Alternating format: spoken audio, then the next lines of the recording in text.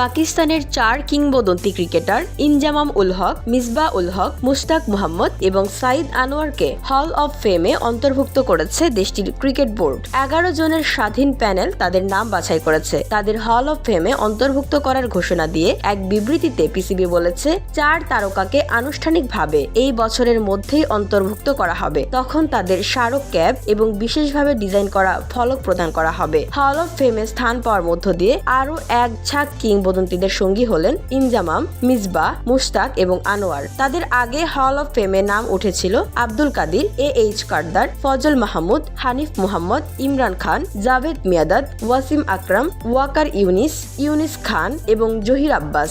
ইনজামাম 1991 থেকে 2007 সাল পর্যন্ত পাকিস্তানের হয়ে আন্তর্জাতিক ক্রিকেট খেলেছেন এবং 1992 সালের বিশ্বকাপ জয়ী পাকিস্তান দলের সদস্য ছিলেন। পাকিস্তানের হয়ে ওয়ানডে ক্রিকেট সর্বোচ্চ রান সংগ্রাহক এবং দীর্ঘদিন অধিনায়ক ছিলেন। পরবর্তীতে তিনি দুবার পাকিস্তানের প্রধান নির্বাচকের দায়িত্ব পালন করেন এবং আফগানিস্তানের কোচও ছিলেন। 2001 থেকে 2017 সাল পর্যন্ত আন্তর্জাতিক ক্রিকেট খেলেছেন মিসবাহ। 2009 সালের আইসিসি পুরুষ টি-20 বিশ্বকাপ জয়ী দলের অংশ ছিলেন এই ক্রিকেটার। 2016 সালে পাকিস্তানকে আইসিসি টেস্ট টিম র্যাঙ্কিং এ শীর্ষস্থানে নিয়ে আসেন তিনি। মিসবাহ 2019 থেকে 2021 সাল পর্যন্ত পাকিস্তানের প্রধান কোচ হিসেবে দায়িত্ব পালন করেন এবং 2019 থেকে 2020 সালে প্রধান নির্বাচকও ছিলেন। অন্যদিকে পাকিস্তানের হয়ে টেস্ট খেলা 4 মোহাম্মদ ভাইয়ের একজন মুশতাক। 1959 থেকে 1979 সাল পর্যন্ত পাকিস্তানের হয়ে খেলেছেন তিনি। 1977 সালে অস্ট্রেলিয়ায় প্রথম টেস্ট জয়ে দলকে নেতৃত্ব দিয়েছেন তিনি। পাশাপাশি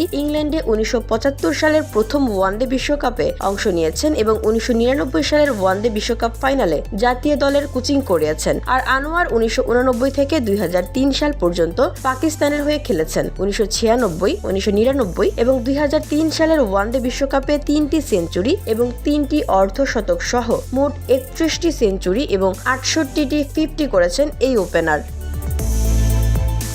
ভিওডি বাংলা নিউজ ডেস্ক।